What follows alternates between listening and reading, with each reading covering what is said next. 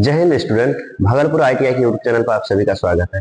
जैसा कि हमारा मॉक टेस्ट चल रहा था फिटर ट्रेड का, तो पहला चैप्टर तो हो गया है, सेकंड भी हो गया है, तीसरा भी होगा और चौथा चलेगा। तो इसे क्या करना है, कंटिन्यू प्रैक्टिस में रखना है और आप इसे कंटिन्यू प्रैक्टिस कर करके एक एक नोट बना लीजिएगा और इसे डेली अपने लाइफ में क्या करना है, मॉक टेस्ट लगाना है, तभी जाकर आप परफॉर्मेंस अच्छा कर पाएंगे इसी वीडियो में। तो चलिए चलते हैं हम। आज मेरा 4 नंबर चैप्टर है जिसका नाम है सीट मेटल। सीट मेटल में इसका क्या क्या उपयोग है और क्या क्या काम कर सकते हैं सीट मेटल में, कौन कौन सा टूल लगेगा, उसके बारे में जानेंगे और समझेंगे। चलिए चलते हैं इसमें। ये देख सकते हैं इस तरह से हमारा मॉक टेस्ट में पहला क्वेश्चन आया है। ये कोई हमारा लीवर टाइप मशीन है, इसका पता है इस पार्ट का नाम क्या है। तो चलिए चलते हैं इसके बारे में जानते हैं। ये देखिए क्या है, ये लीवर शियर के इस भाग का नाम बताइए जो एक्स के रूप में चिन्हित हुआ है। जैसा कि हमने कहा है कि इमेज वाला बहुत सारा क्वेश्चन आएगा, तो आप इसे क्या करना है, इमेज के बारे में पूरा क्लेरिफाई करके जानना है और इमेज बना के उसे क्या करना है, प्रैक्टिस भी करना है। तो जैसा कि ये वाला भाग पूछ रहा है, ये क्या एक लीवर टाइप है, कहता है इस नीचे में है तो इसका मतलब लोअर है। तो इसमें से देखते हैं, पहला ऑप्शन है लीवर आर्म, बी नंबर है निचला ब्लेड। देखिए कि लोअर ब्लेड है, ये क्या है, लोअर पार्ट है, इसलिए इसलिए करेक्ट आंसर मेरा लोअर ब्लेड है। तो इस तरह से हमें पहचान करना है, इधर रहेगा तो हम कहेंगे अपर ब्लेड है। तो इसे पहचान करके देखिए अभी क्या है, इसे यहां हमारा, इसे कहेंगे हम लोअर ब्लेड। देखिए लोअर ब्लेड, और इधर रहेगा तो इस साइड तो हम इसे कहेंगे अपर ब्लेड। तो एक एक करके क्या करना है, हमें समझना है, उसके बाद कोई भी इमेज के बारे में जानकारी लेना है, तभी जाकर हम कोई क्वेश्चन सॉल्व कर पाएंगे। देखते हैं नेक्स्ट।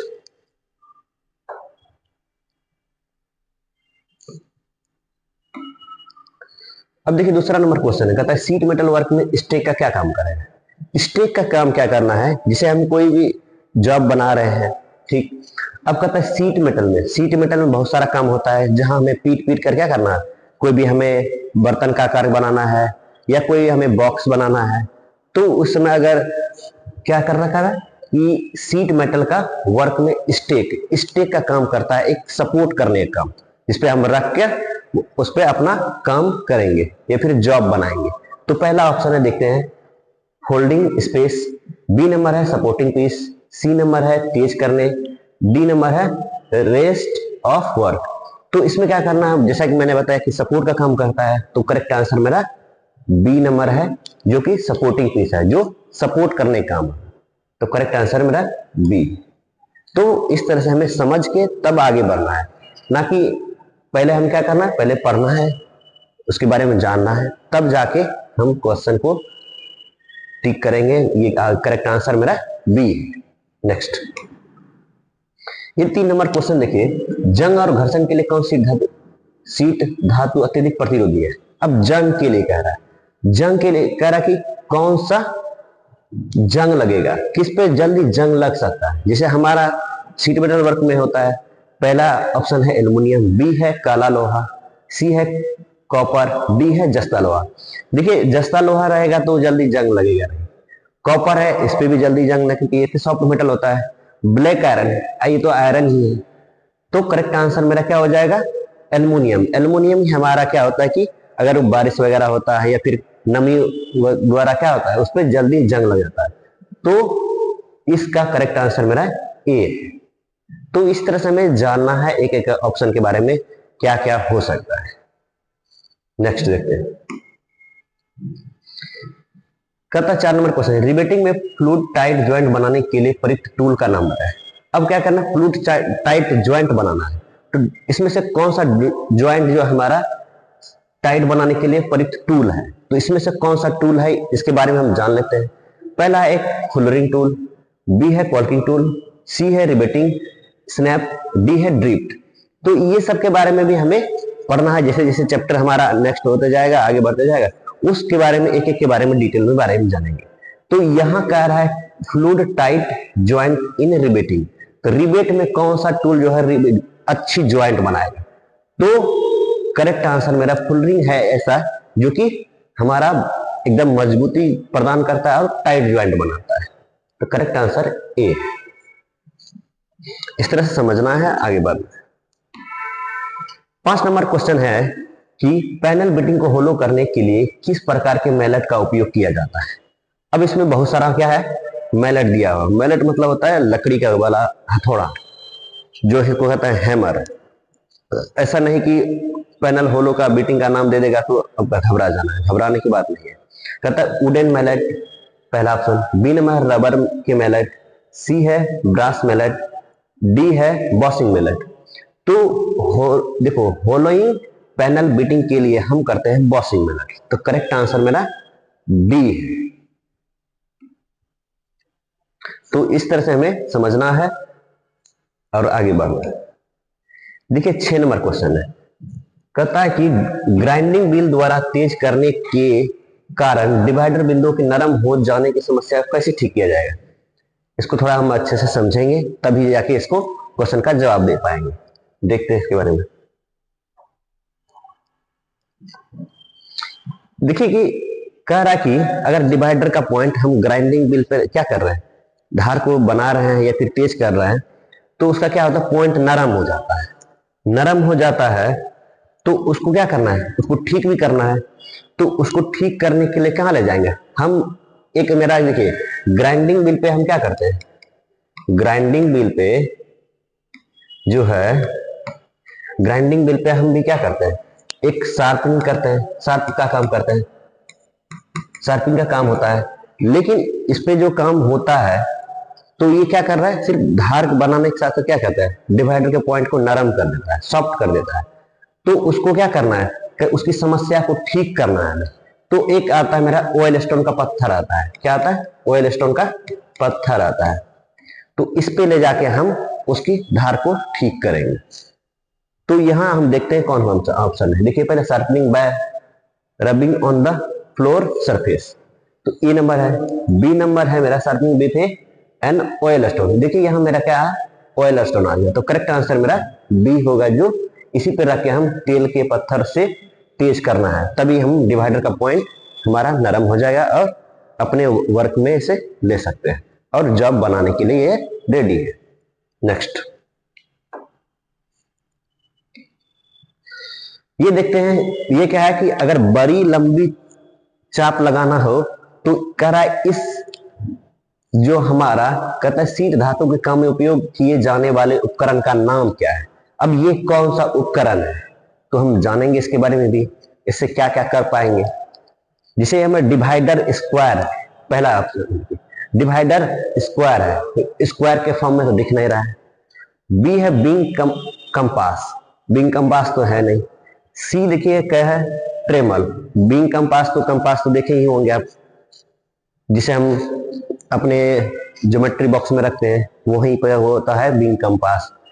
सी है ट्रेमल, डी है डिवाइडर फर्म ज्वाइंट। अब देखो डिवाइडर फर्म ज्वाइंट तो है नहीं क्योंकि उसमें स्प्रिंग भी नहीं लगा हुआ है।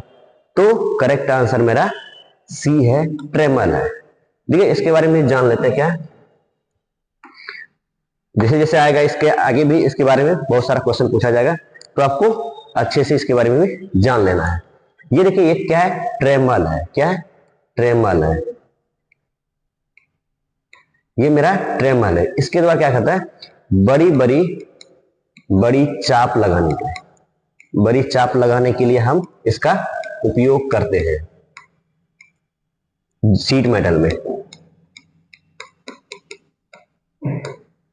शीट मेटल में हम क्या करते हैं, ट्रेमल का जो उपयोग है बड़ी चाप लगाने के लिए शीट मेटल में उपयोग किया जाता है। हमें एक पॉइंट को रखेंगे, दूसरी की मदद से हम क्या करेंगे, चाप लगा पाएंगे। तो ये सब हमें इसके बारे में क्लियर करते रहना है और आगे बढ़ते रहना है। नेक्स्ट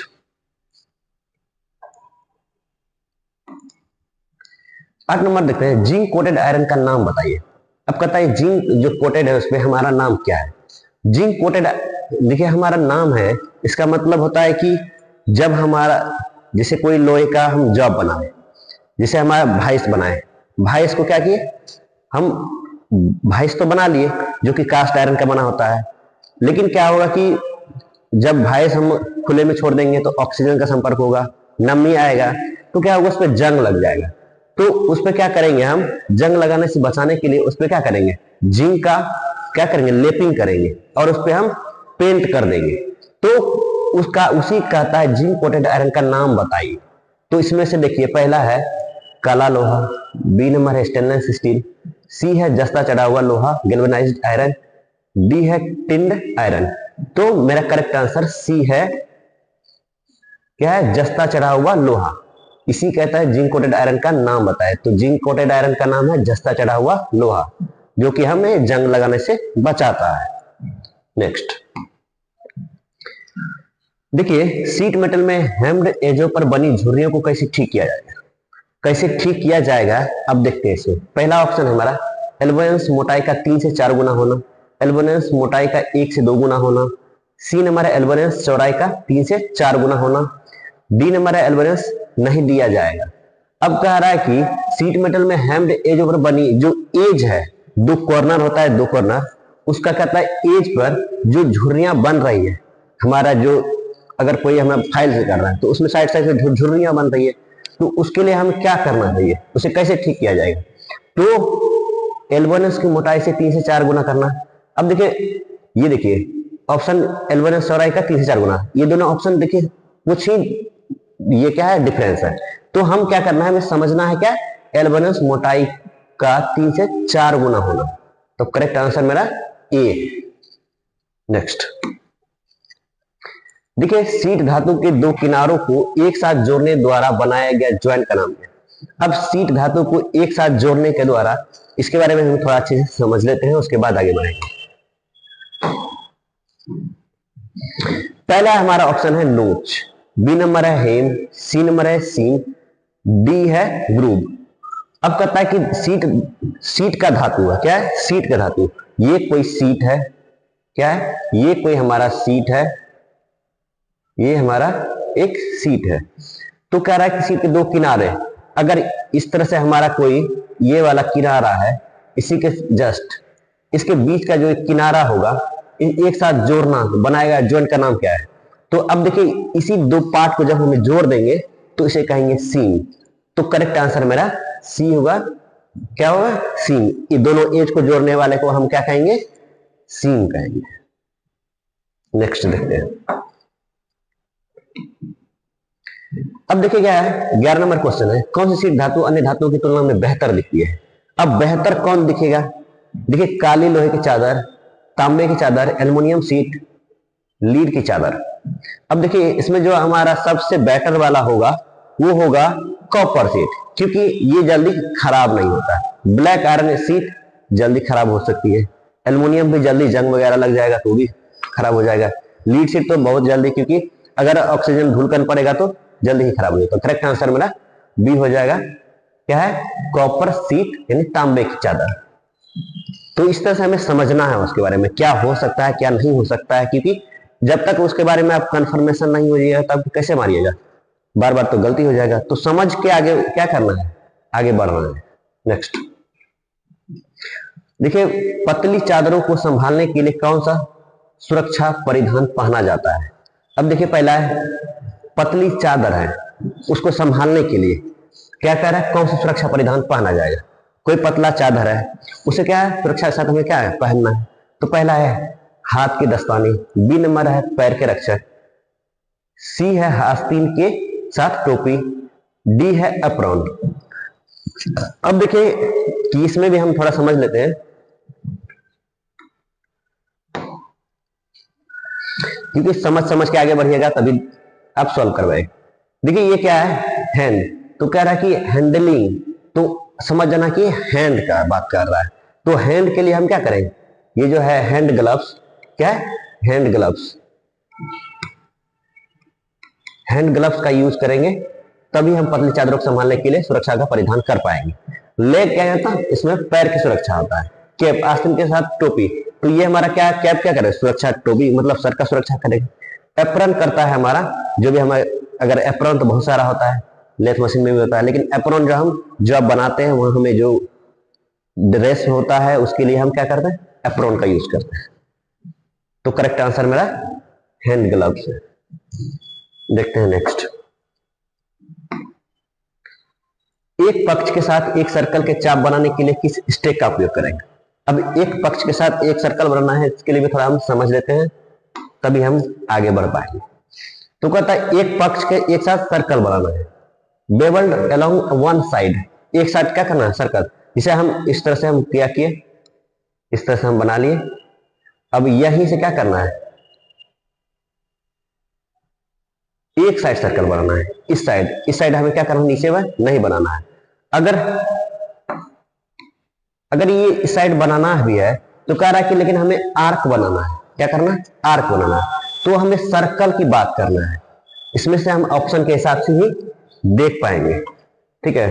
तो इसे हमें समझना है, एक पार्ट के लिए सर्कल बनाना है, जिसे हमें बता दिए कि देखिए फनल स्टेक, हैचेट स्टेक और हाफ मून स्टेक, एक बार के लिए हाफ मून स्टेक यूज करेंगे। तो क्या है कि एक पक्ष के साथ एक सर्कल चाप बनाने के लिए हम स्टेक मतलब होता है सपोर्ट करना, तो हाफ मून स्टेक का यूज करेंगे। तो करेक्ट आंसर सी है। नेक्स्ट देखते हैं। अब देखिए पहले ही जो हमारा फर्स्ट क्वेश्चन आया था वही वाला हमारा फिर से क्वेश्चन आ गया, जिसे हम यहाँ बताए थे कि यहाँ लोअर ब्लेड है और इस भाग को कहेंगे अपर ब्लेड। तो इस तरह से हमें क्या करना है, पहले हमें क्वेश्चन के बारे में पहले जो बताया पार्ट करना हम जान लेना है, उसके बाद हम उसके बारे में एक एक करके जो भी हमें मेंशन करेगा भाग का नाम उसे हम बताएंगे। तो इमेज को ड्रॉ कीजिए और उसे अच्छे से नाम दर्शाइए, उसके बाद आप उसे एक दो बार डेली प्रैक्टिस कीजिए, देखिए तभी आप समझ पाइए। तो इस भाग का नाम क्या देखिए, लीवर आर्म, बी नंबर है लोअर ब्लेड तो है नहीं, क्लैंप पकड़ने वाला तो दर्शा नहीं रहा है, पकड़ने के यहाँ बीच में पकड़ा जाता है, तो डी है ऊपरी ब्लेड, तो करेक्ट आंसर मेरा डी है। नेक्स्ट, बेंट स्निप्स का उपयोग क्या है, zigzag cut, group cut, circular cut, starting देखो स्ट्रेट कट। तो देखिए बेंट स्निप, बेंट मतलब तो मुड़ा हुआ भाग क्या करेगा, हमारा कोई सर्कल भी बना पाएगा, वहां पे कट कर सकता है। तो क्या था कि use of bent snip, snip का यूज क्या कर रहा है, ये मुड़ा हुआ तो है, ये है मुड़ा हुआ, अगर कोई सर्कल बनाना चाहे तो सर्कल आसानी से बना पाएगा। तो इसलिए मेरा यहाँ हो जाएगा सर्कुलर कट, यहाँ क्योंकि बेंट है, मुड़ा हुआ है, तो करेक्ट आंसर मेरा क्या हो जाएगा, सर्कुलर कट। तो C number correct answer. Next, groover का उद्देश्य क्या है। अब देखिए ग्रोवर का उद्देश्य है ये, पहला देखिए सीम को रिलीज करना, बी नंबर है सीम को क्लोज और लॉक करना, C1 को कंप्रेस करना, सीम ऑपरेशन के दौरान स्ट्रेट से राहत। अब देखिए इसमें क्या है कि सीम का जैसे बताया कि हम दो कर्नल के एज को जोड़ते हैं, तो जोड़ने को हम कहेंगे सीम को क्लोज करना, या फिर यहां कह रहा है सीम को क्लोज करना और लॉक करना। तो करेक्ट आंसर मेरा क्या हो जाएगा, बी नंबर, सीम को लॉक किया जाता है और रिलीज किया जाता है।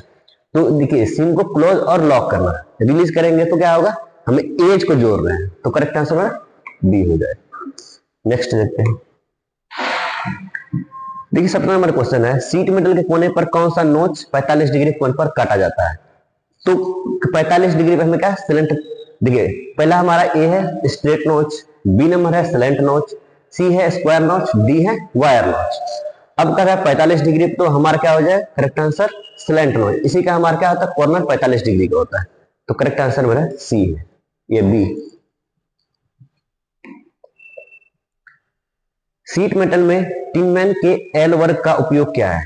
तो एल वर्ग क्या क्या करेगा, जैसे हमारा देखिए इसमें थोड़ा समझ लेते हैं क्या काम है कि एल वर्ग जो हमारा देखिए, एक तो हमारा क्या कर रहा है, एक तो लंबाई दर्शा रहा है, तो लंबाई में हम जो इस पार्ट में जानते हैं कि इस तरह से रहता है, इस तरह से, तो इस तरह से हमारा क्या होता है, इस तरह से अगर हम ट्रायंगल बना दिए इस तरह से मेरा परपेंडिकुलर होता है, तो ये एल जो दर्शा रहा है हमारा वर्ग में, तो ये संगनता की जांच करेगा बी नंबर, देखिए बेलनाकारता की जांच करे, सी कोणीयता की जांच करे, डी लंबवतता की जांच करे, चेक परपेंडिकुलर।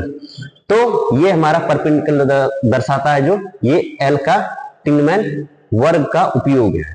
तो करेक्ट आंसर मेरा क्या हो जाएगा, डी नंबर क्या होता है, लंबवतता की जांच करे, चेक परपेंडिकुलर। नेक्स्ट देखते हैं।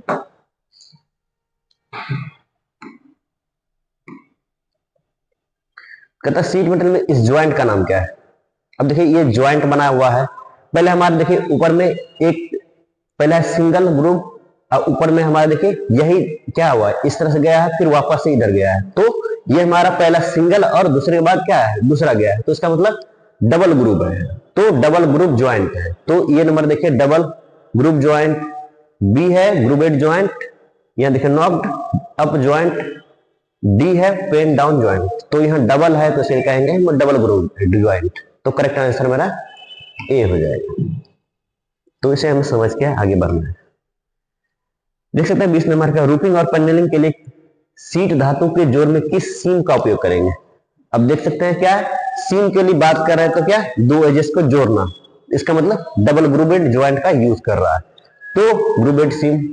बी नंबर देखिए डबल ग्रुपेड सीम, सी नंबर है लैप सीम, डी है डबल सीम।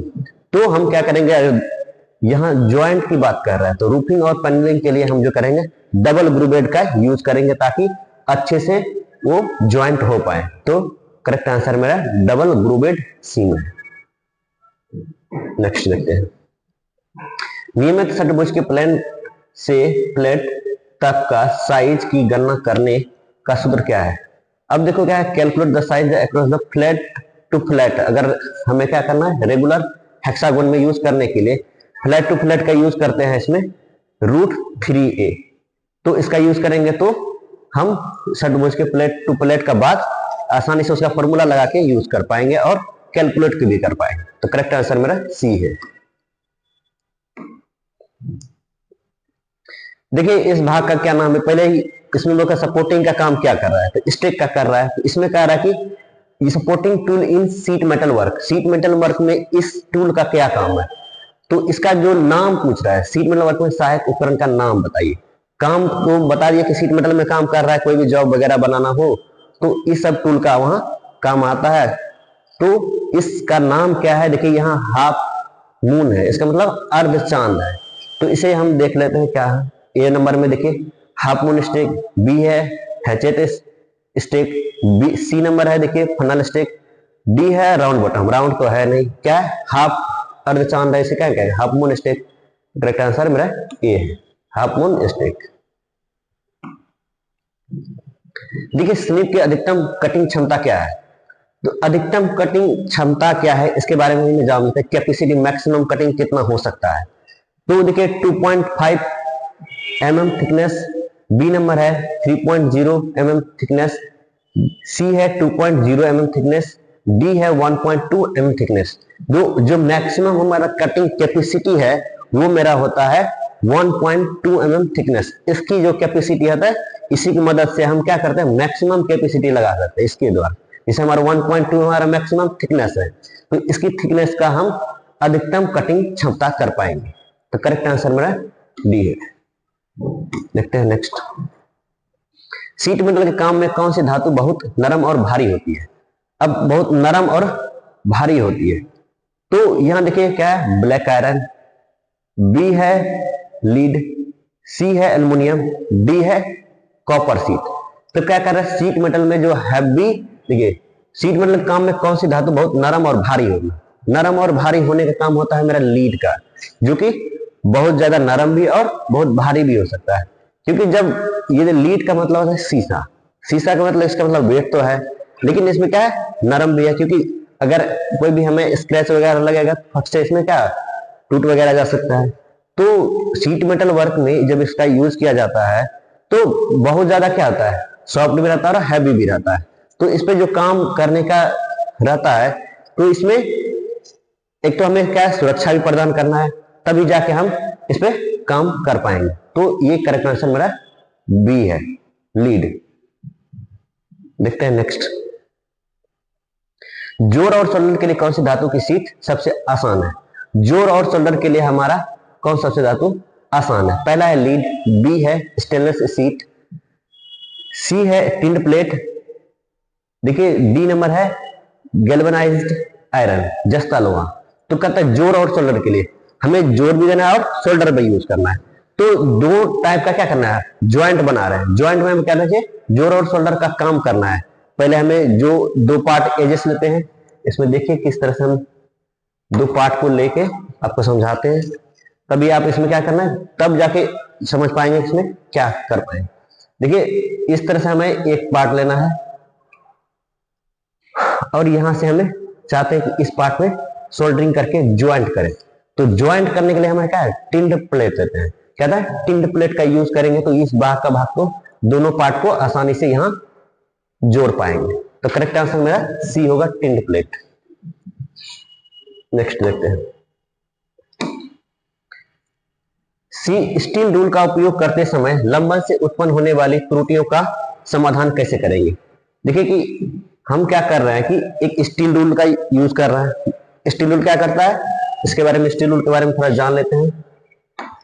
क्योंकि ये क्या करता है स्टील रूल, स्टील रूल क्या है, एक डायरेक्ट मेजरमेंट इंस्ट्रूमेंट है। इसके द्वारा कोई भी मेजरमेंट हम डायरेक्ट ले पाएंगे, क्योंकि इसमें क्या मेजरमेंट हमारा दिया हुआ रहता है। इसका लिस्ट काउंट भी देख लीजिए।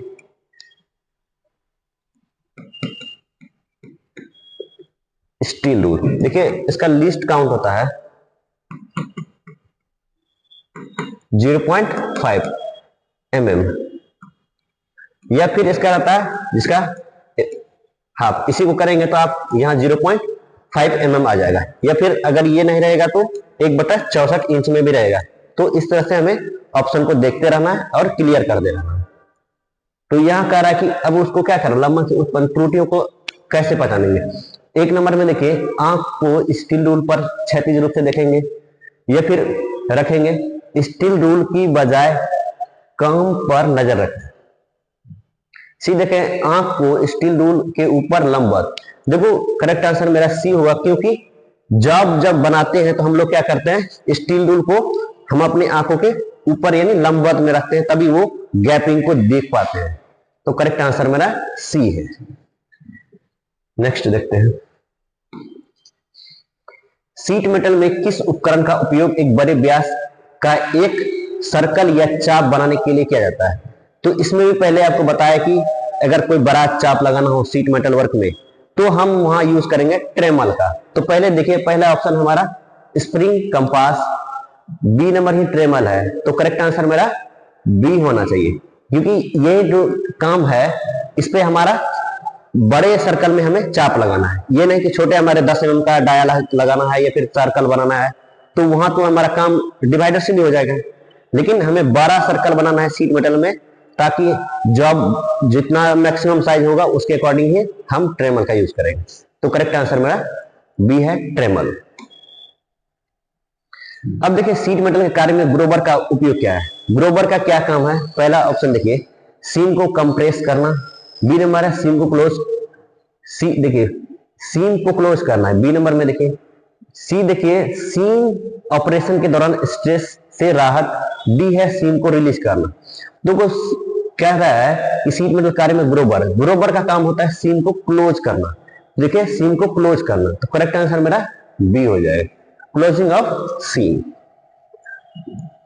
जैसे बताए क्लोज करना कि मतलब दो पार्ट को मोड़ के एक जगह कर देना, तो इसको मोड़ना क्या है, ये एक जगह करने के बाद कह रहा, तो इसे सीम क्लोज कर दे रहा है। देखिए, सीट के चौकड़ेपन की जांच करने के लिए उपयोग की जाने वाला उपकरण का नाम बताए। कह रहा है कि स्क्वायरनेस। अब देख लेते हैं इसका भी काम कि क्या ये कर सकता है, कि चेक करना है हमें स्क्वायरनेस। तो आपको पता होगा कि जब हम कोई जॉब बनाते हैं तो उसके लिए हम क्या करते हैं, ट्राई स्क्वायर का यूज करते हैं। ये देखिए ट्राई स्क्वायर है, ये क्या करता है 90 डिग्री करता है और हमारा फ्लैटनेस चेक करता है। और पैरेलल, तो ये देखिए सरफेस क्या करता है, सरफेस के बारे में भी देख लिए, ये सरफेस को भी चेक करता है कि सरफेस में है या सरफेस फिनिश। देखो सरफेस क्या करता है, फिनिश भी चेक करता है। तो ट्राई स्क्वायर की मदद से 90 डिग्री एंगल भी चेक किया जाता है, फ्लैटनेस भी चेक करता है और सरफेस फिनिश है या नहीं ये भी चेक किया जाता है। तो करेक्ट आंसर मेरा ट्राई स्क्वायर है, क्योंकि check the squareness of a sheet, तो सीट की चेक करने के लिए हम ट्राई स्क्वायर का यूज करेंगे। तो करेक्ट आंसर मेरा ट्राई स्क्वायर है। और इसमें देख सकते हैं ये सभी 90 डिग्री एंगल भी करेगा और फ्लैटनेस भी चेक करेगा, सरफेस फिनिश है या नहीं ये भी चेक करेगा। तो आपको नोट करते जाना है, आगे बढ़ते जाना है। तीसरा नंबर देख सकते हैं, इसमें स्टील रूल की रीडिंग एक्यूरेसी क्या है। अब देखो स्टील रूल की रीडिंग पहले ही बताए हैं आपको, स्टील रूल क्या है, डायरेक्ट मेजरमेंट है, इंस्ट्रूमेंट है, इसके द्वारा क्या करते हैं, कोई भी जॉब के डायरेक्ट मेजरमेंट ले पाते हैं। उसका लिस्ट काउंट बताए थे अभी जस्ट बताए थे, तो आप फिर से अब एक बार देख लो कि इसका लिस्ट काउंट किस तरह से निकालते हैं। हम बोले हैं कि जिसमें 1/2 होगा, तो यहां देख सकते हैं इसका ही वैल्यू होता है 0.5। तो ये सब क्या है, एमएम में है, लिंच क्या है, एमएम में। तो ये हमारा स्टील रूल, देखिए स्टील रूल का ये लीस्ट काउंट है, क्या लीस्ट काउंट। तो अगर हमारा 0.5 mm आता है तो इसको टिक करेंगे, नहीं तो 1/64 इंच में भी कर सकते हैं, नहीं तो 1/2 आएगा, जिसका वैल्यू ही हमारा 0.5 mm होता है। क्योंकि अगर 1 में भाग देंगे इधर 2 से, तो यहाँ 0.5 mm। तो इस तरह से हम करेक्ट आंसर का होगा, एक्यूरेसी ऑफ स्टील रूल को हम कहते हैं 0.5 mm। करेक्ट आंसर मेरा बी है। देखिए एसी टैंक में लीड सीट द्वारा क्यों बनाया जाता है, क्यों बनाने का रीजन है क्या, कि अगर एसिड टैंक लीड सीट द्वारा क्यों बनाए जाते हैं, क्योंकि उसमें एक तो जंग वगैरह ना लगे और वो प्रोटेक्ट रहे, सुरक्षा में रहे, इसलिए ऑक्सीजन से रक्षा करे। बी नंबर देखिए संक्षारक से बचाव। सी नंबर है आसानी से वेल्डेड किया जा सकता है। डी है घर्षण के लिए अत्यधिक प्रतिरोधी। अब देखिए लीड सीट इसलिए बनाया जाता है क्योंकि उसकी संक्षारण से बचाव हो, क्योंकि उस पर जंग वगैरह ना लगे, तो इसलिए हमें संक्षारक से बचाव करना है। तो करेक्ट आंसर मेरा बी है। देखते हैं नेक्स्ट, शियरिंग करते समय सीट धातु के नीचे की तरफ बर क्यों बन जाता है।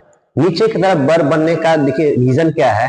पहला देखिए नीचे की तरफ ए नंबर में देखते हैं हार्डन धातु के कारण, बी नंबर है अत्यधिक क्लियरेंस कारण, सी नंबर है क्लियरेंस ना होने के कारण, डी है बल में वृद्धि के कारण। अब देखिए क्या कि कहता मेटल वेल शियरिंग करते समय सीट धातु के नीचे बर बनने का रीजन है कि अत्यधिक क्लियरेंस दिखेगा, तभी तो हमारा बर की नजर में आएगा, ताकि वहां दिखेगा कि ज्यादा गैपिंग मौजूदगी है।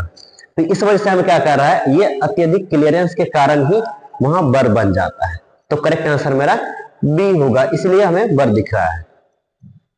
देखते हैं नेक्स्ट, कहता है कि घनत्व वाले स्टील प्लेट के वजन की गणना करें। अब गणना करने की बात कर रहा है, इसे क्या करना है, सॉल्व भी करना है। तो इसमें देखिए अभी क्या करना है कि घनत्व का है, घनत्व क्या होता है कि डेंसिटी बताता है, द्रव्यमान बटे आयतन। तो इस तरह से हमें क्या करना है, फॉर्मूला को यूज करके तब जाके ये सब सॉल्व करना है। जैसे हमारा देखिए 500 मिलीमीटर चौड़ाई दिया है, 4 मीटर की मोटाई दिया है, इसमें 7.85 ग्राम पर सेंटीमीटर क्यूब दिया है, जिसका डेंसिटी को होता है क्यूब में ही मेजरमेंट लेते हैं। तो घनत्व वाले स्टील प्लेट की वजन की गणना करना, वो इसमें से देखते हैं। पहला 21.4 किलोग्राम, 41.4 किलोग्राम, सी नंबर है 50.4 किलोग्राम, डी है 31.4 किलोग्राम। देखिए जब इसका फॉर्मूला का यूज करके आप सॉल्व कीजिएगा तो 31.4 किलोग्राम आएगा। तो करेक्ट आंसर मेरा डी है। देखिए 14 नंबर है, रेडियस गेज बनाने के लिए किस धातु का उपयोग किया जाए। जैसा कि रेडियस गेज में हम पढ़े थे, गेज में ही पढ़े थे, गेज एक चेकिंग इंस्ट्रूमेंट है जिसके द्वारा किसी जॉब को, जैसे मास प्रोडक्शन में हम यूज करते हैं गेज का, जहां हमें अधिक उत्पादन करना हो तो गेज का यूज किया जाता है। तो कहता है रेडियस गेज, गेज क्या करता है, इसमें देख लेते थोड़ा कि इसका काम भी, कि रेडियस गेज क्या करता है। ये जो रेडियस गेज है क्या करेगा, कोई भी हमारा इंटरनल सर्कल और एक्सटर्नल सर्कल,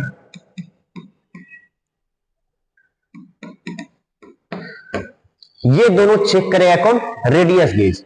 और वो कहता है कि इसमें इस मेटल बताइए, इसका मटेरियल क्या है। तो पहले ए नंबर देखिए तांबे की चादर, बी है कठोर इस्पात, सी है हल्का स्टील, डी है एल्युमिनियम।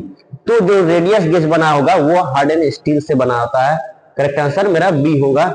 रेडियस गेज का काम भी देख लीजिए क्या है, ये इंटरनल सर्कल का मेजरमेंट करेगा या फिर चेक करेगा, और दूसरा काम करता है एक्सटर्नल सर्कल का है। और इसका दूसरा बात शब्दों में कहे तो उत्तल सर्कल को चेक करेगा और अवतल सर्कल को चेक करेगा। देखते हैं नेक्स्ट 35 नंबर देखते हैं, कि यदि निचला गोल हिस्सा बिना कक्ष के बिल्कुल सपाट हो तो शीट धातु में कौन सा दोष उत्पन्न हो सकता है। देखिए अत्यधिक, पहला देखते हैं, अत्यधिक गढ़ा होना, बी अत्यधिक पतलापन, टूटना और फटना, डी नंबर है स्प्रिंग वापस और झुर्रियां। अब देखिए क्या है, अगर निचला गोल हिस्सा बिना कक्ष का बिल्कुल सपाट हो जाएगा, मतलब सपाट मतलब फ्लैट, तो शीट धातु में कौन सा दोष उत्पन्न होगा। अब कोई शीट है उसमें जो हमारा क्या दोष उत्पन्न होगा उसके बारे में बता रहा है। तो अगर हमारा निचला हिस्सा गोल और बिना कक्ष का सपाट में रहेगा तो वो टूट फूट जाएगा, शीट मेरा कंप्लीट एडजस्ट नहीं हो पाएगा। तो करेक्ट आंसर मेरा सी है, जो कि टूटना और फटना काम होता है। नेक्स्ट देखते हैं, सुरक्षा चिन्हों की कितनी बुनियादी श्रेणियां उपलब्ध है। कह रहा है सेफ्टी कितने वर्गों में, यहां कह रहा है सेफ्टी साइन की बात कर रहा है। साइन मेरा देखो इसमें क्या रहा है कि 2 पहला है, बी नंबर देखिए 5, सी नंबर है 3, डी नंबर है 4। तो सेफ्टी 4 तरह का होता है, जो साइन बताता है कि हमें किस तरह से, डायरेक्शन भी बताता है। जैसे इंफॉर्मेशन का साइन देखो, इंफॉर्मेशन दिखाएगा, तो हमें वो सेफ्टी के चैप्टर में, फर्स्ट चैप्टर में ही मेरा जो फिटर का फर्स्ट चैप्टर उसमें लिखा है सेफ्टी के बारे में, तो सेफ्टी के बारे में पढ़ना है, जो 4 तरह का होता है। इंफॉर्मेशन साइन है, मैंडेटरी साइन है, तो ये सब साइन के बारे में हमें पढ़ना है, ताकि क्वेश्चन तो देखते हैं मॉक टेस्ट में एक एक आ ही जा रहा है, तो आप कंटिन्यू क्या करना है, रिवीजन करना है और पढ़ाई करते के टेस्ट लगाना है। साइटिस में हमारे धातु के डिस्क पर फ्लैंज को मोड़ने के लिए किस स्टेक का उपयोग करें। और मोड़ने की बात कर रहे हैं तो इसका मतलब होता है कि हाफ मून, हाफ सर्कल बनाना। तो पहला नंबर देखिए round bottom stake, B number है हैचेट स्टेक, सी है फनल स्टेक, डी है हाफ मून स्टेक। तो correct turning flange on metal disc, तो करेक्ट आंसर मेरा डी है, हाफ मून स्टेक। कितना हाफ सर्कल बनाना। देखिए इस स्टेक का नाम क्या है, कहता पहला देखिए बिग आयरन, सी है क्रेसिव आयरन, ये देखिए सी देखिए क्रेसिव लिखा है बी नंबर में, इसमें देखिए फनल स्टेक है और डी है हॉर्स। इस तरह से लिखा है तो देखिए इमेज के पहले बारे में पहचान करना है कि नाम क्या है, तो इसका नाम है फनल स्टेक।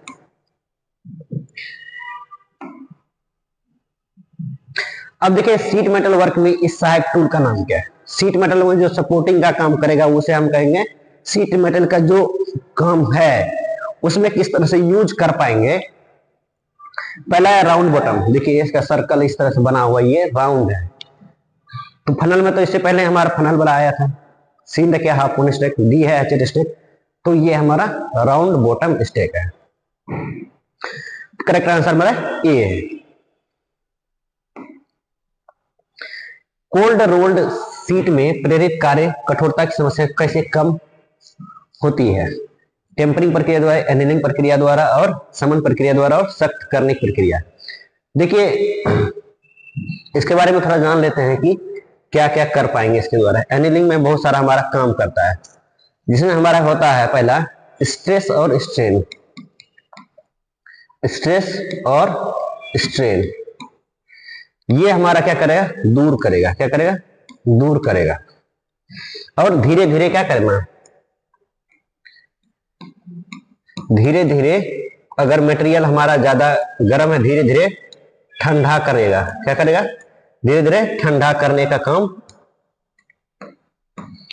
का काम करता है कौन, ये एनीलिंग। क्या है, एनीलिंग। बाय एनीलिंग द्वारा क्या करता है, हार्डनेस की जो इंडक्ट करता है कोल्ड, यानी डी कोल्ड मतलब होता है ठंडा करना। तो इसमें स्ट्रेस और स्ट्रेन को भी दूर करेगा और धीरे धीरे ठंडा भी करने का काम करेगा। तो कोल्ड रोल्ड सीट में प्रेरित कार्य कठोरता को दूर करने के लिए, समस्या को ठीक करने के लिए हम बाय एनीलिंग प्रोसेस का यूज करते हैं। तो करेक्ट आंसर मेरा बी है। अब देखिए कल में मोटी सीट को काटने के लिए प्रयुक्त उपकरण का नाम बताइए। अब मोटा मोटा सीट रहेगा और सीट मेटल में हम चाहते हैं कि आसानी से काटे और जल्दी काटे, उसके लिए हम कौन सा यूज करेंगे। पहला है स्ट्रेट स्निप, बी नंबर है सर्कल कटिंग स्निप मशीन है, बी देखिए बेंट स्निप, डी है लीवर शेयर। अब बहुत सारा क्या है मोटा मोटा, एक तो पतला रहता तो हम क्या करते हैं हेक्सा पे या फिर ये कंटूर बेंट सौ का यूज करते हैं या फिर पावर सौ का यूज करेंगे। ये सब मेरा क्या है कटिंग टूल है। तो हम कह रहे हैं कि सीट मेटल में यूज करने के, सीट मेटल में यूज करने के लिए हम लीवर का यूज करेंगे। तो करेक्ट आंसर ये देखिए, लीवर शियर। इस मशीन की मदद से हम क्या करेंगे, बहुत मोटी मोटी सीट को आसानी से काट पाएंगे। तो करेक्ट आंसर मेरा डी है। कहता है इस सीट मेटल में ऑपरेशन का नाम क्या है। अब देखो इस सीट मेटल ऑपरेशन का नाम है, ये देखिए फोल्डिंग, बी है ग्रूविंग, सी है बेंडिंग, डी है नोचिंग। तो इस तरह से देखिए ये हैमर क्या करना है, इस ग्रुप में यहाँ देखो इस तरह से एडजस्ट किया हुआ है। यहाँ तो हमारा क्या है, एक पाइप बना हुआ है और इस ग्रुप में हमें क्या करना है, इसे अटैच करना है। तो इससे यहाँ जो काम हो रहा है मेरा ग्रुविंग का काम हो रहा है। तो करेक्ट आंसर मेरा क्या हो जाएगा, ग्रुविंग। देखिए ये क्या है, 43 नंबर क्वेश्चन है, संयोजन सेट में स्पिरिट स्तर कहां जुड़ा हुआ होता है। देख लेते हैं कहां जुड़ा हुआ होता है। पहला हमारा है ब्लेड, बी नंबर है प्रोटेक्टर हेड, सी है रूलर, डी है सेंटर हेड। अब देखिए प्रोटेक्टर हेड के बारे में थोड़ा जान लेते हैं, जो कि कॉम्बिनेशन सेट के नाम से ही जाना जाता है। इसका एक पार्ट है हमारा एक प्रोटेक्टर हेड। क्या है, प्रोटेक्टर हेड। प्रोटेक्टर हेड में हमारा क्या होता है, स्पिरिट लगा रहता है। स्पिरिट लगा रहना है जिसका हमारा पैरेलल चेक करना। क्या है, पैरेलल चेक करना। तो ये काम होता है मेरा। और यहाँ ये भी मेंशन किया है स्पिरिट लेवल। स्पिरिट लेवल किसमें होता है, हमारा प्रोटेक्टर हेड में। तो ये हमारा क्या बताएगा, स्पिरिट लेवल इसलिए रहता है कि हम पैरेलल चेक करें। अगर सेंटर में है स्पिरिट तो हमारा जॉब पैरेलल है, अगर सेंटर में नहीं है तो इसका मतलब जॉब मेरा पैरेलल नहीं है। और ये है इसमें हम क्या 0 से 360 डिग्री तक क्या करते हैं, एंगल मेजर करते हैं। इसका देखिए इसका लिस्ट काउंट भी होता है। इसका लिस्ट काउंट है 1 डिग्री। कितना है, 1 डिग्री। इसमें इसका पार्ट्स भी होता है, जिसका पहला है हमारा प्रोटेक्टर हेड, दूसरा है स्क्वायर हेड। दूसरा है स्क्वायर हेड जिसमें हमारा 90 डिग्री और 45 डिग्री का एंगल मेजरमेंट करता है। 45 डिग्री और 90 डिग्री का। और तीसरा पार्ट है हमारा ये centre head. Centre head, centre head में कोई भी सिलेंड्रिकल जॉब है उसका भी हमें सेंटर भी निकाल पाएंगे किसमें, सेंटर हेड के द्वारा। इसका एंगल होता है 90 डिग्री। और ये सारा जो काम होगा रूल की मदद से होगा। क्या हुआ, रूल या फिर ब्लेड, जिसपे हमारा मेजरमेंट दर्शाया रहेगा। इसी की मदद से हम ये सारा इतना काम कर पाएंगे। तो संयोजन, ये देखिए कॉम्बिनेशन सेट में स्पिरिट हमारा लेवल होता है जो भी प्रोटेक्टर हेड में। तो करेक्ट आंसर मेरा बी है। कत छीलने और कीलों को ठोकने के लिए हथौड़े को हथौड़े के रूप में उपयोग करने का कारण क्या है। पहला ए नंबर देखते हैं, कार्य का टुकड़ा क्षतिग्रस्त और टूट गया। बी नंबर है अच्छी चिपिंग और ड्राइविंग प्रभाव दे। सी है अच्छी स्ट्राइकिंग और बेहतर ग्रिप दे। बी है मैलेट फेस क्षतिग्रस्त हो गया और टूट गया। अब देखो हैमर से क्या करेंगे, हैमर से हैमरिंग करेंगे और हैमर के ऊपर ही करेंगे तो क्या होगा, फेस क्या होगा, फेस पे हमारा ज्यादा चोट लगेगा तो क्या होगा, फेस खराब हो जाएगा। तो मैलेट मतलब होता है लकड़ी का बना हुआ हैमर। तो लकड़ी का बना हुआ हैमर पे ही चोट करेंगे तो क्या होगा, फेस तो क्या है, डैमेज होगा। तो ब्रेक भी हो सकता है, टूट भी सकता है और डैमेज भी हो सकता है। तो करेक्ट आंसर मेरा डी है, मैलेट फेस क्षतिग्रस्त हो गया और टूट गया। तो हैमर पे चोट मारोगे तो क्या होगा, खराब ही होगा ना, फेस भी ब्रेक हो जाएगा, टूट जाएगा। नेक्स्ट देखते हैं। अब देखिए ये इसमें गेज में ही पढ़े थे, ये भी क्या है, सीट धातु का काम में उपयोग किए जाने वाले मापक उपकरण का नाम बताइए। ये मेजरमेंट करता है किसका, थिकनेस का।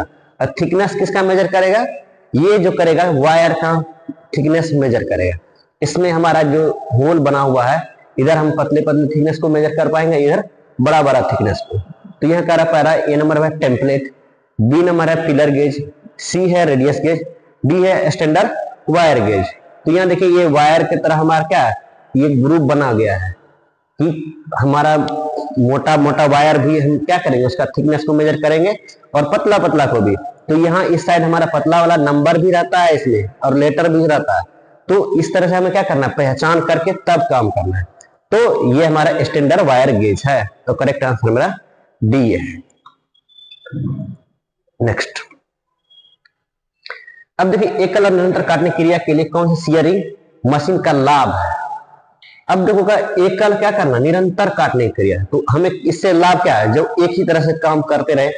पहला स्क्वायर शेयरिंग, बी है बेंच शेयर, सी है जिलेटिन शेयर, डी है हैंड लीवर शेयर। दो एक समान और एक ही दिशा में कंटिन्यू काम करने को ही हम कहेंगे एकल और निरंतर काटने की क्रिया के लिए शेयरिंग मशीन का लाभ। शेयरिंग मतलब होता है कि जो शीट मेटल में हम यूज करते हैं और मशीन की हमारा काम करता है, तो उसमें हमारा बनता है जिलेटिन शेयर। तो करेक्ट आंसर मेरा सी है। नेक्स्ट, ये हमारा क्या करता है, काम तो जल्दी करेगा, इसलिए हमें क्या करता है, कंटिन्यू शेयर करता है और मशीन का लाभ बढ़ता है, काम जल्दी होता है कम समय में। नेक्स्ट 47 नंबर क्वेश्चन है, सीट मेटल कार्य में विंग कंपास का उपयोग है। कंपास क्या करेगा, सर्कल बनाएगा या फिर एंगल को हम मेजर करेगा या फिर उसके द्वारा मेजर करके, देखिए डायरेक्ट तो मेजर नहीं पाते क्योंकि उसमें मेजरमेंट नहीं होता है, तो उसका हम क्या करते हैं, स्टील पर ट्रांसफर करते हैं। तो कहता है कार्य में विंग कंपास उपयोग क्यों किया। देखिए पहला लंबवत रेखा खींचेगा, लंबवत रेखा खींचने का काम नहीं होता है क्योंकि स्ट्रेट में हम लाइन खींच नहीं पाएंगे। बी नंबर देखिए स्टेपिंग ऑफ डिस्टेंस, डिस्टेंस कर पाएगा क्योंकि एक जगह स्थिर रह के दूसरे काम कर पाएगा, इसे हम कंपास के द्वारा भी कर सकते हैं, ये फिर चाप लगाना कहते हैं। तो करेक्ट आंसर मेरा बी होगा, स्टेपिंग ऑफ डिस्टेंसेस। देखिए कौन सा हथौड़ा रिवेटिंग के लिए उपयुक्त है। रिवेटिंग के लिए आप जानते हैं रिवेटिंग कहां करते हैं, अगर जो कोई हम जॉब बनाए उसके ऊपर चाहते हैं एक रिवेटिंग करने का, तो रिवेट करने का मतलब दो पार्ट को एक साथ जोड़ना, तो उसे रिवेटिंग कहेंगे। और उसके लिए हम करते हैं, पहला देखिए option cross pin hammer, B number है बॉल पिन हैमर, सी है स्ट्रेट पिन हैमर, डी है प्लास्टिक हैमर। तो हम वर्कशॉप में जो यूज करते हैं और रिवेटिंग के लिए भी यूज करते हैं, तो वो हमारा बॉल पिन हैमर है जो कि 250 ग्राम का आता है। तो करेक्ट आंसर क्या हो जाएगा मेरा, बॉल पिन हैमर। नेक्स्ट, अब देखो ये चेतावनी वार्निंग साइन बता रहा है, तभी वहां भी हम पढ़े थे कितने टाइप का हमारा था, 4 टाइप का। एक वार्निंग साइन है और इंफॉर्मेशन साइन होता है, मैंडेटरी साइन होता है। तो इस तरह से हमें क्या करना है, समझ समझ के आगे बढ़ते जाना है और क्वेश्चन को सॉल्व करना है। साइन वगैरह याद कर लेना है, जो सेफ्टी में है 4 तरह का साइन है, उसे पढ़ के उसे जब हमारा मॉक टेस्ट में लगाएंगे तो आप आसानी से सॉल्व कर पाएंगे। तो कंटिन्यू क्या करना है, उसके रीड करना है और मॉक टेस्ट देना है। तो यह बता रहा है कि आयनीकरण विकिरण का खतरा, बी नंबर है विस्फोटक का खतरा, सी है बिजली के झटके खतरा, डी देखे आग लगने का खतरा। तो यहाँ आग प्रज्वलित हुआ है, इसका मतलब risk of fire. Correct answer मेरा डी है। अब देखिए ये लास्ट क्वेश्चन है, तो आपको समझ के आंसर देना है। कौन सी धातु की सीट पानी और मौसम के संपर्क को झेल सकता है। देखिए स्टेनलेस सीट, बी है ब्लैक आयरन, सी है कॉपर सीट, डी है गैल्वेनाइज्ड आयरन। तो पानी और मौसम के झट कौन सा है, कौन सा सीट ऐसा है जो झेल सकता है। तो स्टेनलेस सीट पे भी हमारा क्या है, जंग वगैरह और ऑक्सीजन के संपर्क में और नमी के संपर्क में रहेगा तो जंग लगेगा। ब्लैक आयरन तो समझ रहे हैं, इसमें ब्लैक आयरन तो इसमें जंग वगैरह तो लगना आम बात हो जाता है। कॉपर सीट देख रहे हैं, कॉपर सीट में बहुत टाइम रहेगा तो खराब हो ही जाता है। तो गैल्वेनाइज्ड का हम क्या करें, परत चढ़ा देंगे तो उस पर हमारा जल्दी जंग वगैरह या फिर मौसम के संपर्क में रहेगा तो कोई दिक्कत नहीं है, पानी और मौसम के संपर्क को भी झेल देगा।